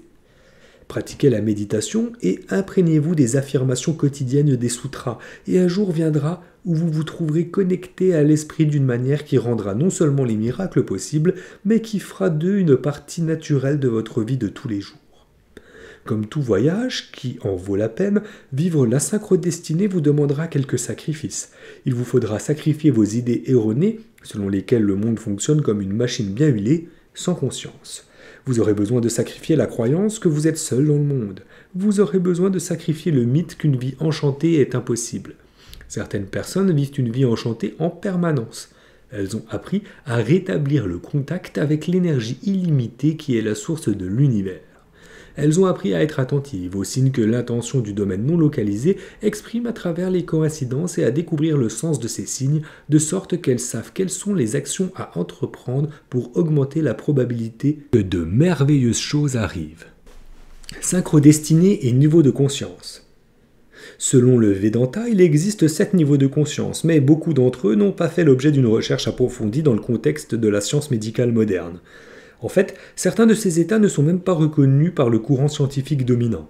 En Inde, Sri Aurobindo, l'un des plus grands visionnaires du siècle dernier, affirmait que parce que nous sommes à un stade très peu avancé de l'évolution humaine, la majorité d'entre nous n'expérimente que les 3 premiers niveaux de conscience, le sommeil, le rêve et l'état de veille. Nous finirons par reconnaître et comprendre les états de conscience plus élargis, et lorsque ce sera le cas, les concepts de la synchronicité, télépathie, clairvoyance et connaissance des vies passées seront admis par le plus grand nombre. Chacun des 7 niveaux de conscience représente un développement de notre expérience de synchronicité, et chaque niveau progressif nous emmène plus près de l'idéal qu'est l'éveil. Nous passons tous par les 3 premiers de manière habituelle. Malheureusement, la plupart des gens ne vont jamais au-delà de ces 3 états de base. Le premier niveau de conscience correspond au sommeil profond. Dans le sommeil profond, il y a une trace de conscience. Nous continuons à répondre aux stimuli tels que le son, la lumière intense ou le toucher, mais nos sens sont presque totalement engourdis et il n'y a que très peu de cognition ou de perception. Le second niveau de conscience est le rêve. Pendant les rêves, nous sommes un petit peu plus conscients et un petit peu plus alertes que dans le sommeil profond. Quand nous rêvons, nous avons des expériences, nous voyons des images, nous entendons des sons, il nous arrive même de penser. Le monde de nos rêves nous paraît réel, important et significatif. Ce n'est qu'une fois réveillés que nous reconnaissons que la réalité du rêve est limitée à ce moment particulier, celui pendant lequel nous rêvons, et qu'elle est peut-être moins directement significative que notre vie à l'état de veille. Le troisième niveau de conscience est l'état de veille. C'est l'état dans lequel la majorité d'entre nous se trouve la plupart du temps. L'activité du cerveau que l'on mesure à l'état de veille est passablement différente de celle du sommeil profond et du rêve. Le quatrième niveau de conscience se manifeste quand nous apercevons l'âme, quand nous transcendons, quand nous devenons, ne serait-ce que durant un bref instant, absolument silencieux et tranquille, et que nous prenons conscience de l'observateur en nous. Cet état de conscience se produit durant la méditation, au moment où nous faisons l'expérience de la brèche, ce moment de silence entre nos pensées. Les gens qui méditent régulièrement ont cette expérience chaque fois qu'ils méditent. De ce fait, leur conscience de soi s'élargit. Le quatrième niveau de conscience produit également des effets physiologiques qui lui sont propres. Le taux de cortisol et d'adrénaline baisse, le stress diminue, la pression artérielle baisse, les défenses immunitaires augmentent. Des chercheurs en neurologie ont démontré que lorsqu'on fait l'expérience de l'espace entre les pensées, notre activité cérébrale est très différente de celle du simple état de veille et de vigilance. Cela veut dire qu'apercevoir l'âme produit des changements physiologiques, tant dans le cerveau que dans le corps. Dans ce quatrième niveau de conscience, tout comme nous pouvons entrevoir l'âme, nous pouvons aussi pressentir l'amorce de la synchronicité. Le cinquième niveau de conscience est appelé conscience cosmique. Dans cet état, votre esprit peut observer votre corps matériel. Votre conscience passe de l'état dans lequel elle est simplement réveillée dans votre corps et de celui où elle ne fait qu'apercevoir l'âme à un niveau d'éveil et de conscience dans lequel vous êtes partie intégrante de l'esprit infini. Même quand votre corps est endormi, votre esprit, l'observateur silencieux, regarde le corps dans son profond sommeil, presque comme si vous aviez une expérience hors du corps. Lorsque cela se produit, il y a une conscience vigilante qui observe non seulement quand vous dormez et rêvez, mais aussi quand vous êtes complètement éveillé. L'esprit observe et vous êtes l'esprit. L'observateur peut observer le corps pendant qu'il rêve et simultanément être témoin du rêve. La même expérience a lieu en état de veille. Votre corps peut être en train de disputer un match de tennis, de parler au téléphone ou de regarder la télévision. Pendant ce temps, votre esprit observe le corps-esprit dans ses activités. Ce cinquième niveau est appelé conscience cosmique parce que les deux qualités de la conscience, localisée et non localisée, sont présentes en même temps. Dans ce cinquième niveau, lorsque vous sentez votre connexion à l'intelligence non localisée, la synchronicité commence vraiment à se manifester. Dans cet état, vous réalisez qu'une partie de vous est localisée et qu'une autre, étant non localisée, est reliée au tout. Vous vivez pleinement votre inséparabilité à tout ce qui existe. Votre intuition s'accroît, votre créativité augmente, votre compréhension devient plus profonde. Des études ont montré que lorsque quelqu'un a réalisé un état de conscience cosmique, tel qu'il vit cette expérience de témoin, ses ondes cérébrales ont la qualité de la méditation, même lorsqu'il est engagé dans une activité. Cette personne peut être en train de jouer au football, ses ondes cérébrales seront identiques à celles de quelqu'un qui médite. Le sixième niveau de conscience est appelé conscience divine. À ce niveau, le témoin devient de plus en plus éveillé. Dans l'état de conscience divine, vous ne sentez pas seulement la présence de l'esprit en vous-même, mais vous commencez à la sentir dans tous les autres êtres. Vous voyez la présence de l'esprit dans les plantes, vous sentez la présence de l'esprit dans les pierres. Vous reconnaissez que la force de vie s'exprime dans tous les objets de l'univers, aussi bien dans celui qui observe que dans ce qui est observé, dans celui qui voit et dans ce qui est vu. Cette conscience divine vous permet de voir la présence de Dieu en toutes choses. Les gens qui se trouvent dans l'état de conscience divine sont même capables de communiquer avec les animaux et les plantes. Ce n'est pas un niveau de conscience dans lequel la majorité des gens peuvent demeurer de façon constante. On y entre et on en sort. Mais tous les grands prophètes et voyants comme Jésus-Christ, Bouddha, de nombreux yogis et de nombreux saints ont vécu dans la conscience divine. Le septième et dernier niveau de conscience, le but ultime, est appelé conscience d'unité. On peut également l'appeler éveil. Dans la conscience d'unité, l'esprit dans celui qui perçoit et l'esprit dans ce qui est perçu fusionnent et deviennent un. Lorsque cela se produit, vous voyez le monde entier comme une extension de votre propre être. Vous dépassez l'identification à votre conscience personnelle, vous voyez que le monde entier est une projection de votre propre soi. Il y a une transformation complète de soi personnel en le soi universel. À ce niveau, les miracles sont un lieu commun, mais ils ne sont même plus nécessaires parce que la sphère infinie des possibilités est disponible à tout instant. Vous transcendez la vie, vous transcendez la mort. Vous êtes l'esprit qui toujours fut et toujours sera. Comment passer d'un niveau de conscience à un autre? La synchrodestinée mature notre capacité à progresser d'un niveau de conscience à un autre au moyen de 4 approches. La première et la plus importante est la méditation quotidienne. La méditation nous permet d'apercevoir l'âme dans les espaces entre les pensées et de découvrir l'observateur silencieux en nous. C'est l'étape qui nous fait passer du 3e au 4e niveau de conscience, de l'état où l'on est simplement réveillé à celui où l'on est réveillé et conscient de l'âme. La seconde approche implique de pratiquer la récapitulation décrite au chapitre 5. La récapitulation nous permet de cultiver cet observateur silencieux qui peut nous faire passer du 4e au 5e niveau de conscience.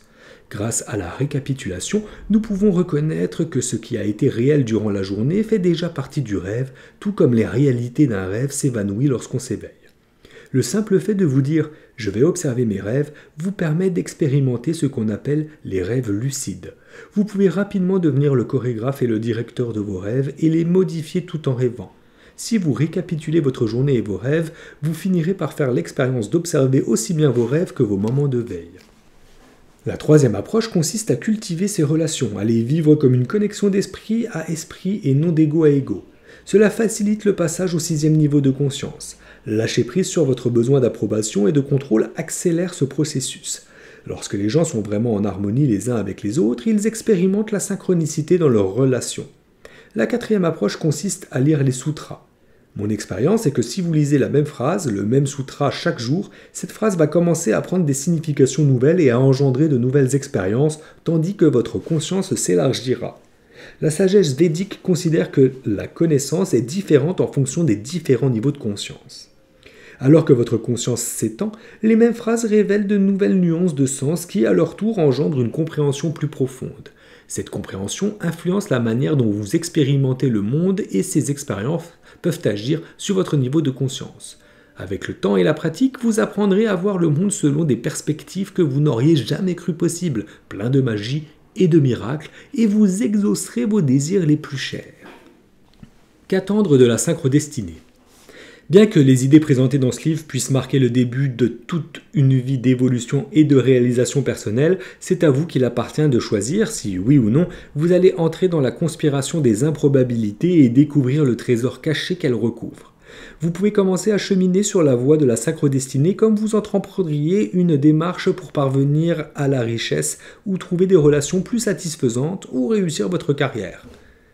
La synchrodestinée peut certainement réaliser cela pour vous, mais son but ultime est d'élargir votre conscience et d'ouvrir une porte sur l'éveil. Profitez du voyage. Chaque étape amène de nouvelles merveilles, de nouvelles façons de percevoir et de vivre dans le monde. Pensez à la synchrodestinée comme à une sorte de renaissance ou d'éveil.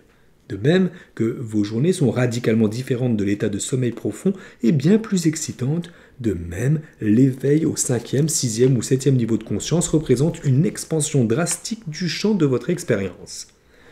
Grâce à la synchrodestinée, vous pouvez finalement devenir la personne que l'univers a prévu que vous soyez, aussi puissante que le désir, aussi créative que l'esprit.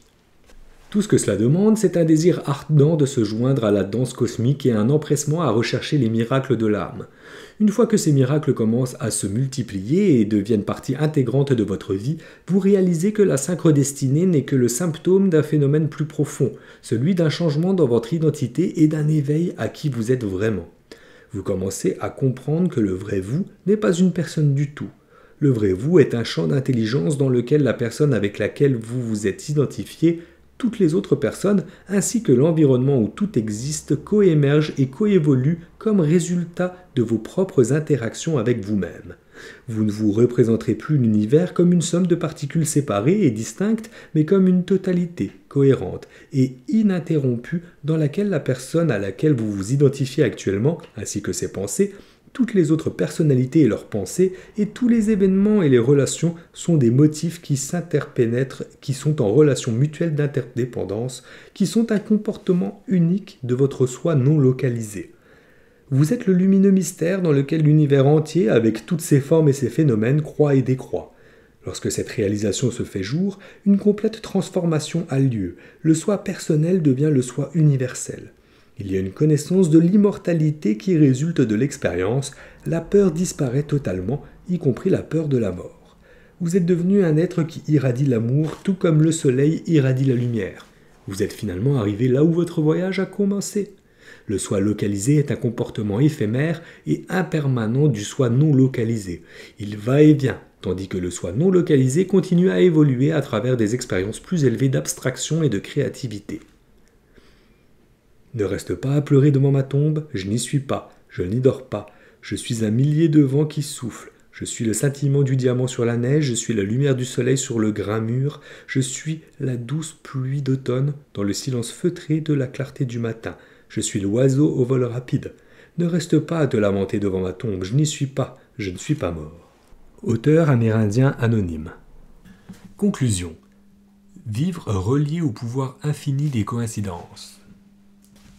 Vous avez appris dans ce livre des pratiques essentielles pour parvenir à la réalisation spontanée de vos désirs en utilisant le pouvoir infini des coïncidences, la synchronicité.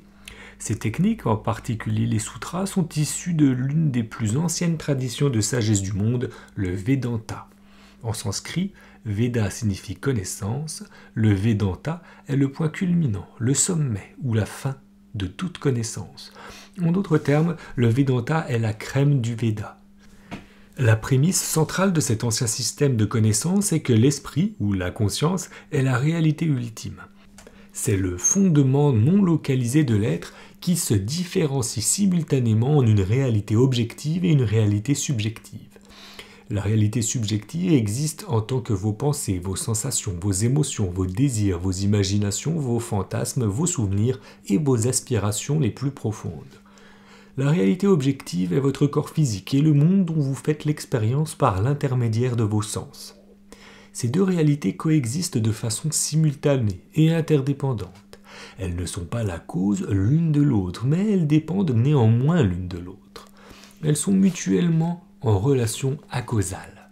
De même qu'une unique cellule dans l'utérus se différencie en cellules cérébrales, nerveuses et rétiniennes et, par leur intermédiaire, nous donne une expérience du monde, de même, le seul esprit non localisé devient à la fois l'observateur et l'observé, les sens physiques et le monde physique, l'organisme biologique et son environnement, les pensées et les émotions.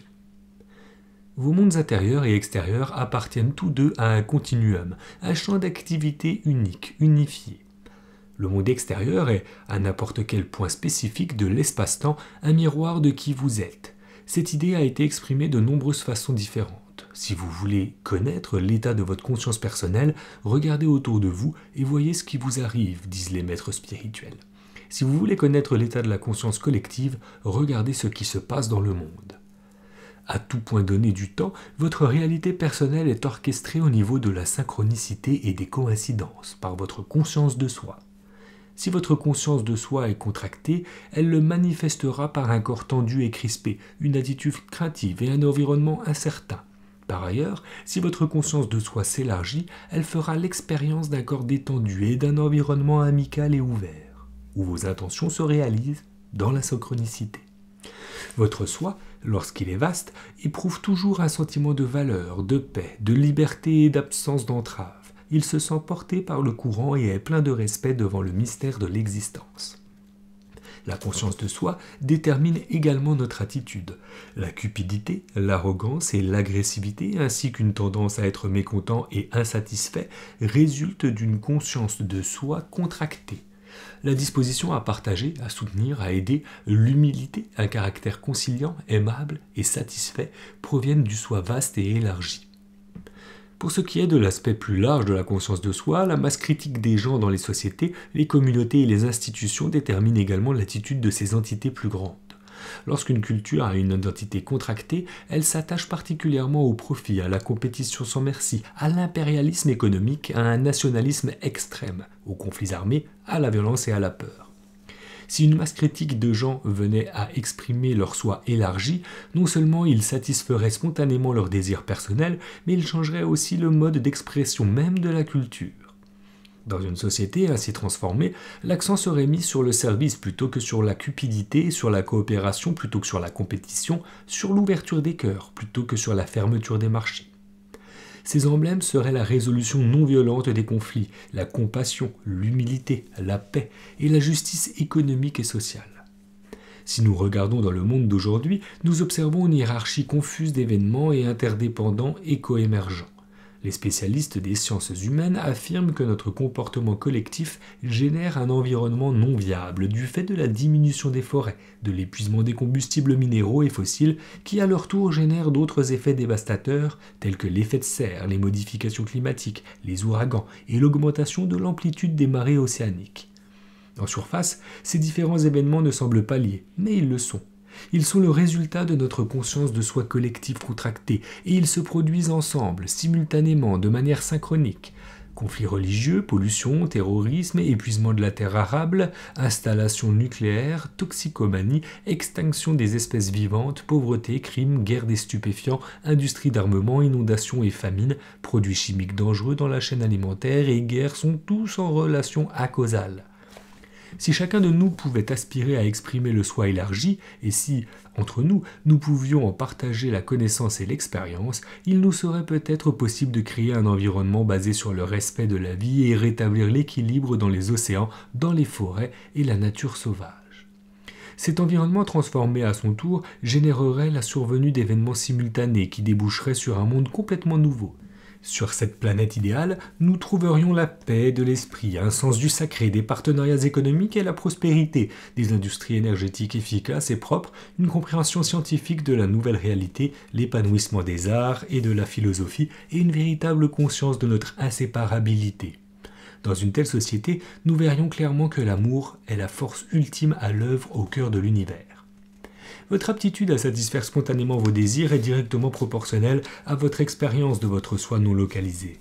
Bien que les traditions de sagesse, en particulier le Vedanta, nous offrent une compréhension intuitive profonde de la nature de la réalité non localisée, ce n'est que récemment que les scientifiques ont commencé à explorer ce domaine d'existence. Tout au long de ce livre, j'ai mis en avant cette nouvelle base scientifique sur laquelle peut s'articuler une compréhension de la synchronicité et de la satisfaction spontanée des désirs. La Fondation Chopra est activement impliquée dans des études menées en collaboration avec des chercheurs afin d'explorer plus avant la base scientifique de la non-localisation. Épilogue.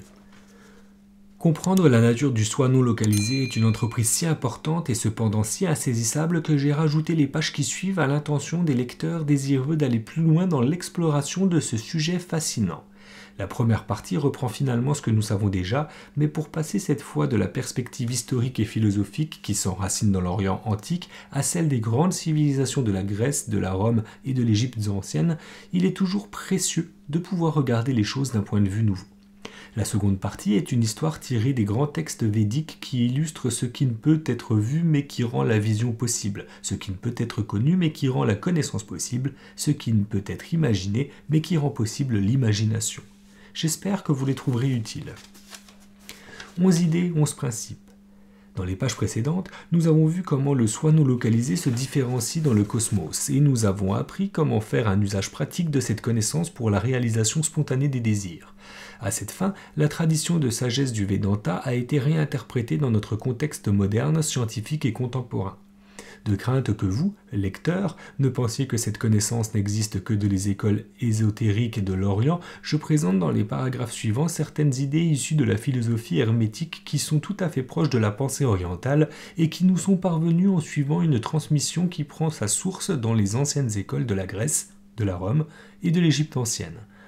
L'hermétisme est une philosophie mystique qui traite de magie, d'alchimie et d'autres manifestations du monde spirituel dans le monde matériel.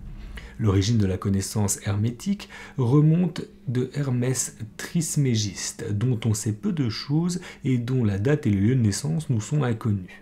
Les savants pensent qu'il aurait vécu autour de 2000 avant Jésus-Christ. Nombreux sont ceux qui croient qu'il était un prêtre égyptien, l'inventeur de l'art et de la science tels que nous les connaissons dans le monde occidental. Le mystère d'Hermès Trismégiste, le 3 fois grand, fut abordé par les mystiques grecs et romains dans plusieurs textes anciens. La mythologie l'a élevé au rang de divinité. Peut-être était-il Thoth, le dieu de la lune, la tête d'Ibis, divinité égyptienne de la guérison, de l'intelligence et des lettres. Selon une tradition, Thoth fut l'architecte des grandes pyramides de Gizeh. Au cours des 2 derniers millénaires, la sagesse hermétique a inspiré un grand nombre d'écrits ou d'enseignements gnostiques. On ne sait pas si ceux-ci étaient à l'origine les enseignements d'une seule personne ou s'ils exprimaient les visions mystiques de plusieurs prophètes d'origine grecque, romaine et égyptienne. Quoi qu'il en soit, les principes fondamentaux de la philosophie hermétique peuvent être résumés comme suit. La première idée est que tout est manifestation de l'esprit. L'esprit est l'état d'être qui donne naissance à l'espace, au temps et à la causalité, à la matière et à l'énergie. Infini et illimité, l'esprit contient la totalité de l'univers dont nous faisons l'expérience. Rien n'existe en dehors de lui. L'esprit est la source de toute la chaîne d'existence, de la totalité de l'existence. L'univers surgit de l'esprit, est contenu en lui et ultimement disparaît en lui. Cette première idée offre une description très claire du domaine non localisé. La seconde idée est que l'esprit devient manifeste et qu'il le devient de telle sorte que tout est contenu dans chaque partie. La science d'aujourd'hui appelle cela le modèle holographique. De même que les atomes sont un reflet de l'univers, le corps humain reflète le corps cosmique et l'esprit humain l'esprit cosmique. Qu'est-ce que cela veut dire ? Cela signifie qu'en chaque chose que vous voyez, qu'en chaque chose concevable qu'il vous est donné d'imaginer, existe la potentialité latente de toute chose, d'absolument tout. L'univers entier est contenu dans chaque point, tout comme l'océan se reflète dans les profondeurs de chaque goutte d'eau. Dans le Vedanta, cette idée est exprimée par « ce qui est ici est partout, et ce qui n'est pas ici est nulle part ». Ce principe signifie que vous n'avez pas besoin de vous mettre en quête de quoi que ce soit pour trouver la vérité. La vérité est toujours ici même, elle vous regarde dans les yeux. Alors, quand nous nous demandons s'il y a des êtres humains ici, cela veut-il dire que la vie existe ailleurs dans l'univers ? La réponse est oui, absolument. Explorer une molécule est comme explorer une galaxie. De la même manière, tout est contenu dans le fondement de votre propre être. Rumi dit que la totalité de l'univers est contenue en vous-même, et cela est une vérité fondamentale. Selon la littérature biblique, le royaume des cieux est en vous. Le trésor est ici, juste devant vous. Jésus dit dans le Nouveau Testament, « Demandez et il vous sera donné, frappez et l'on vous ouvrira, cherchez et vous trouverez ». Notre système éducatif est basé sur le fait d'accumuler une quantité toujours croissante d'informations, mais en vérité, plus nous accumulons d'informations, plus nous devenons confus et plus nous perdons de vue la sagesse qui est déjà naturellement en nous. Aussi, apprenez à demander la vérité de vous-même, apprenez à frapper à la porte de votre propre être. C'est ce que l'on appelle intuition, créativité, vision et prophétie. C'est la raison pour laquelle le sage est focalisé sur celui qui voit et non sur ce qui est vu. Celui qui voit est le soi non localisé. La troisième idée énonce que tout est vibration, que la conscience consiste en des vibrations de différentes fréquences, desquelles découlent toutes les formes et tous les phénomènes de l'univers. Les êtres humains sont des champs d'énergie consciente, de même que le reste de l'univers. Si vous voulez changer le monde autour de vous, la seule chose que vous ayez à faire est de changer la qualité de votre propre vibration. En changeant cela, la qualité de ce qui vous entoure change également. À propos, c'est pour cette raison que les sutras fonctionnent. Ils offrent un moyen spécifique de créer une certaine vibration de l'esprit ou une saveur particulière du soi non localisé. Les situations, les circonstances, les événements et les relations que vous rencontrez dans la vie sont un reflet de l'état de conscience dans lequel vous vous trouvez. Le monde est un miroir. Si vous êtes ancré dans votre soi non localisé, le monde entier vous est disponible. La quatrième idée est que le changement est la seule et unique constante. Tout est impermanent. Essayer de retenir quelque chose est comme retenir sa propre respiration. Si vous le faites assez longtemps, vous vous étouffez.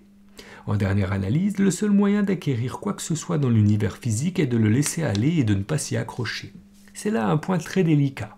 Cela signifie que l'on obtient le meilleur résultat lorsqu'on se focalise sur le processus plutôt que sur l'objectif. Se focaliser sur le résultat engendre de l'anxiété et du stress qui interfèrent avec le flux spontané de l'intelligence qui s'écoule du domaine non manifesté, l'esprit, au domaine manifesté, le monde matériel. Le fait que le changement est la seule constante signifie que nous vivons perpétuellement dans l'inconnu. Tout ce que nous appelons le connu est passé, et la seule chose que nous pouvons en dire avec certitude est que ce n'est plus là. Le connu est la prison du conditionnement passé. L'inconnu est toujours frais, ce qui est une qualité du champ des possibilités infinies. Les maîtres zen, les adeptes des arts martiaux et les grands maîtres spirituels nous conseillent inlassablement d'aller avec le courant. Le courant, le flux, est le domaine du changement. Ce qui ne change pas décline et meurt. Le changement est la danse et le rythme de l'univers. Avoir une attention totalement focalisée, aller avec le flux du changement et être en même temps détaché du résultat. Voilà les mécanismes de la réalisation des désirs qui orchestrent la synchrodestinée. La cinquième idée est que tout, expérience, attitude ou objet, contient son opposé. En fait, quoi que ce soit que vous ayez à l'instant même, bon ou mauvais, a sa contrepartie. Quelle que soit par exemple la profondeur des abysses, de la dépression où vous pouvez vous trouver, si vous en identifiez l'opposé, ce peut être la joie ou la gratitude. Et si vous lui accordez votre attention, vous verrez que cette qualité commence à croître dans votre conscience. Retirer votre attention du désespoir et la placer sur le bonheur fait véritablement s'épanouir la nouvelle sensation. De la même façon, si vous êtes au summum de l'extase, soyez conscient que son opposé chemine à ses côtés. En étant attentif à ce principe, à savoir que toute la création est basée sur la co-création et la coexistence d'opposés, vous pouvez utiliser la qualité de votre attention pour mettre en valeur tout aspect de l'expérience que vous désirez. La sixième idée est que chaque chose a un rythme. Le cycle de la vie en est un exemple classique. La conception est suivie de la gestation, de la naissance, de la croissance, de la maturité, de la mort et du renouveau. Toutes les choses se manifestent en cycle. La synchronicité implique d'être conscient du fait que les cycles et les saisons de la vie sont coordonnés aux cycles et aux saisons du cosmos. Selon une expression chinoise, fleurs du printemps, brise d'été, feuilles d'automne et neige de l'hiver, si vous y êtes totalement accordé, c'est la meilleure saison de votre vie. Quand vous êtes enraciné dans la conscience de l'instant présent, centré sur la vie, vous êtes en contact avec votre soi non localisé qui orchestre la danse de l'univers. Lorsque vos rythmes sont en harmonie avec les rythmes de l'univers, la synchrodestinée déploie sa magie. La septième idée est que chaque événement a une infinité de causes qui conduisent à une infinité d'effets. La prétendue relation de cause à effet n'est pas linéaire. Nous avons exploré ce principe que nous avons appelé coémergence interdépendante, et c'est le phénomène qui nous permet d'utiliser la synchrodestinée afin de voir les schémas et les structures derrière chaque événement. La huitième idée énonce que l'énergie créative de l'univers se reflète également en tant qu'énergie sexuelle. Tout ce qui existe est né de cette énergie primordiale. C'est elle qui donne naissance à un enfant. C'est par elle qu'une fleur vient à s'épanouir, qu'un fruit mûrit. Rien dans la création ne déroge à ce principe. Chez les êtres humains, cette énergie primale se manifeste sous forme de passion, d'exaltation et d'excitation. Quand nous sommes en contact avec notre soi non localisé, nous faisons spontanément l'expérience de l'enthousiasme et de l'inspiration. Le mot enthousiasme contient deux racines, en et théos. Cela signifie être un avec Dieu ou avec le soi non localisé. Le mot aspiration veut également dire être avec l'esprit.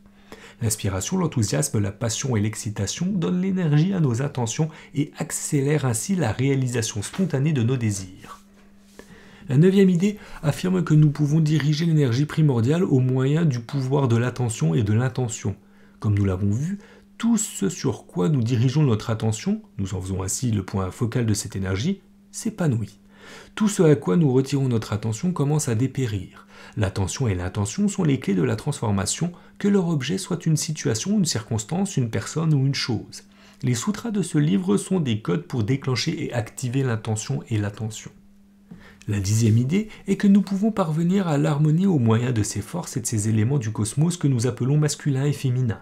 Une philosophie hermétique appelée les principes du genre affirme que la véritable passion ne peut survenir que si les forces féminines et masculines dans votre être sont équilibrées.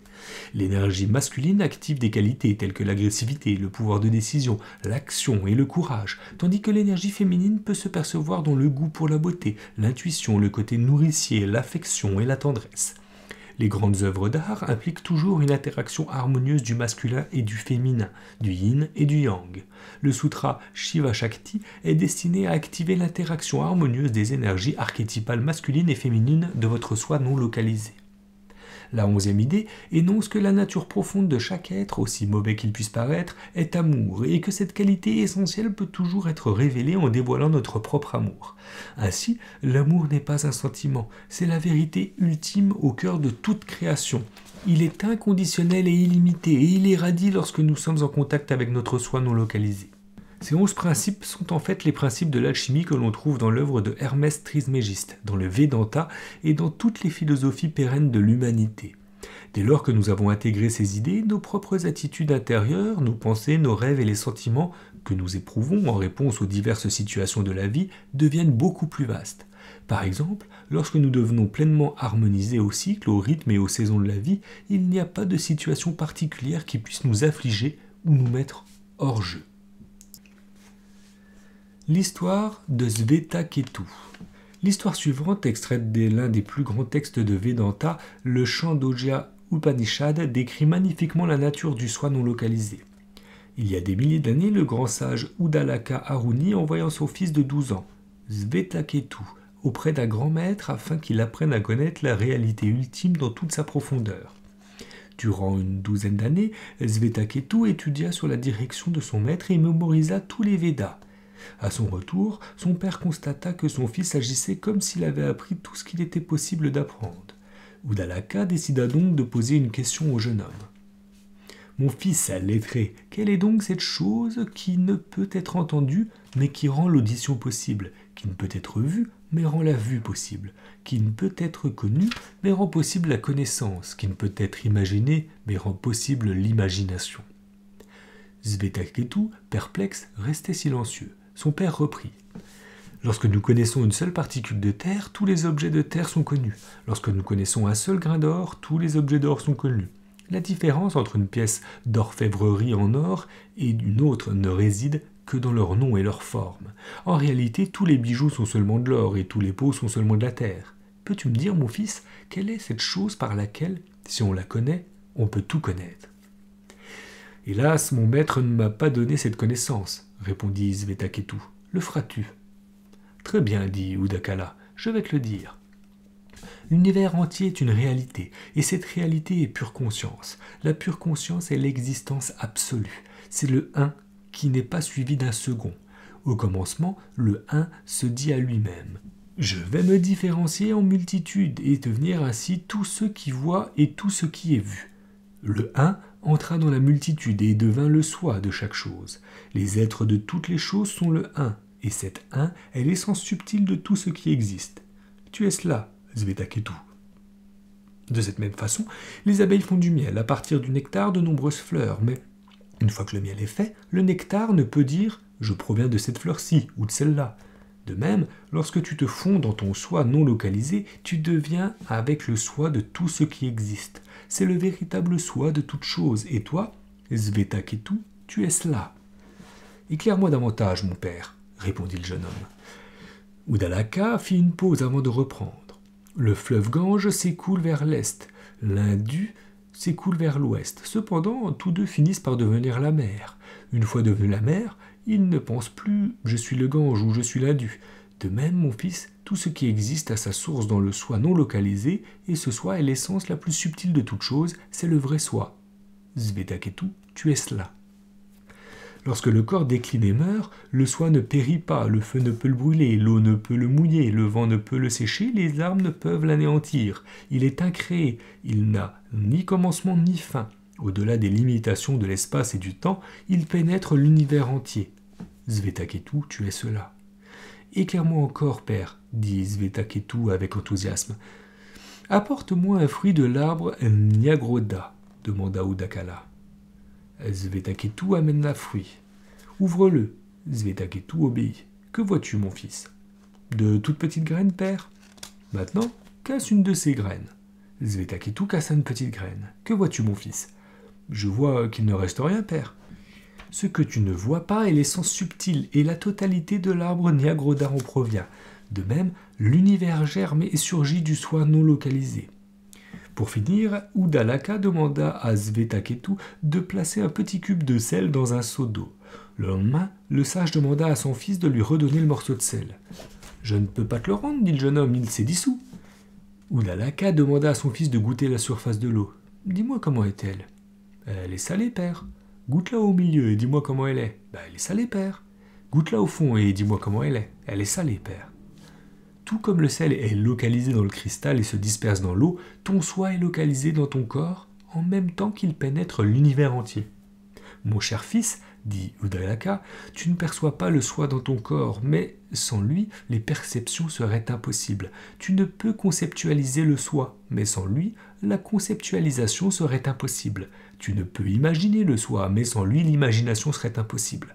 Cependant, quand tu deviens le soi, et quand tu vis au niveau de ce soi non localisé, tu es connecté à tout ce qui existe, parce que le soi est la source de tout ce qui existe. Vérité, réalité, existence, conscience absolue. Appelle-le comme tu veux, c'est l'absolue réalité, le fondement de tout être, et tu es cela, Svetaketu. Vis à ce niveau, Svetaketu, et tous tes désirs se réaliseront parce qu'à ce niveau, ils ne seront pas seulement tes propres désirs, ils seront alignés sur les désirs de tout ce qui existe. Svetaketu pratiqua tout ce qu'il avait appris et devint l'un des plus grands sages de la tradition du Vedanta. C'est la fin de notre lecture. On arrive au bout de ce livre assez complexe et complet. J'espère que ça vous aura plu. Redites-moi en commentaire les parties qui vous les ont plus plu. Qu'est-ce que vous allez mettre en pratique? Est-ce que vous allez réécouter pour vous en imprégner? Moi, c'est sûr que je vais le faire parce que c'est quand même assez technique. Et alors, je ne sais pas, il y a des gens bien plus spécialisés que moi là-dedans, dans la méditation, etc. Que pensez-vous de toutes ces pratiques, de ces méditations? Alors, on parlait de faire une dizaine de minutes de méditation par jour, mais quand on voit tous les exercices, etc., ça représente quand même une belle journée de méditation. Ou alors, est-ce qu'il ne faut pas se concentrer sur un, l'acter, le maîtriser et passer sur un autre après? Je ne sais pas comment vous voyez les choses. En tout cas, voilà, c'est vrai qu'on arrive à un stade, je pense, très élevé de méditation, et en fait, on comprend un peu les tenants et les aboutissants grâce à la première partie plutôt axée science. Donc c'était très intéressant. Je suis convaincu effectivement que si tout le monde méditait, tout le monde se retrouvait un peu sur soi-même, on serait de bien meilleures personnes et le monde tournerait mieux, mais malheureusement, c'est difficile de forcer les gens à méditer et de aimer son prochain. Mais en tous les cas, si ça nous permet de nous retrouver nous-mêmes et de se sentir à notre place et de se sentir utile, de savoir où on va, je pense que c'est une très bonne chose. Maintenant, les coïncidences, à vous de voir si vous allez pouvoir en tirer une vie magique grâce à ce livre, comme il était précisé au début et comme il était promis. Voilà, je fais un débrief à chaud, j'enregistre, je suis désolé, c'est vrai qu'elle a été longue cette partie, et j'étais un peu speed sur la fin, un peu rapide, parce que ben voilà, j'enregistre au dernier moment, il faut que je fasse le montage et qu'elle sorte tout de suite la vidéo, donc je me dépêche un petit peu. J'espère en tout cas que ça vous aura plu. En tout cas, il y a eu pas mal de vues sur ces dernières vidéos, donc je suis plutôt content. J'espère que ça vous plaira. N'hésitez pas à m'envoyer votre énergie justement dans les commentaires. Ça m'inspire et ça me donne envie de continuer. Tout simplement parce que si on rentre dans plutôt le vif du sujet, ça me prend beaucoup de temps comme vous vous en doutez, et je ne gagne absolument rien puisque YouTube ne monétise pas mes vidéos, et du coup c'est des trucs tout bêtes, mais la miniature je la paye, j'ai payé du matériel pour enregistrer, j'aimerais bien changer de PC mais je peux pas le faire parce que ça me coûte de l'argent pour enregistrer bénévolement, entre guillemets, je travaille pour rien gagner derrière. Enfin, je travaille, c'est pas du travail puisque ça me fait plaisir de vous le transmettre, mais c'est de l'investissement, mine de rien. Et l'argent ne tombe pas du ciel, donc vraiment la force que vous m'envoyez en mettant un like, en mettant un commentaire, quand je vois les abonnements qui montent, ça me motive finalement à continuer. J'ai également mis des choses sur Spotify, j'ai créé une chaîne Spotify, je sais pas comment envoyer le lien, je maîtrise pas du tout ce genre de choses. Alors, par contre, ça m'intéresse s'il y a des gens, je leur dirai peut-être en début de prochaine vidéo, mais s'il y a des gens qui maîtrisent un peu tout ce qui est réseau, informatique, etc., il y a mon mail dans la description. J'ai créé une chaîne Spotify, mais je sais pas si je l'ai bien faite, je sais pas trop, voilà, quel moyen j'ai de faire un peu plus grossir tout ça. Est-ce que vous pouvez m'écrire et m'envoyer 2-3 astuces pour m'aider là-dedans. Donc voilà, en tout cas, j'espère que ça vous aura plu. Je vous souhaite à toutes et à tous une belle journée, une bonne soirée ou une bonne nuit si tel est le cas, et on se retrouve pour une nouvelle lecture très bientôt. À bientôt, au revoir.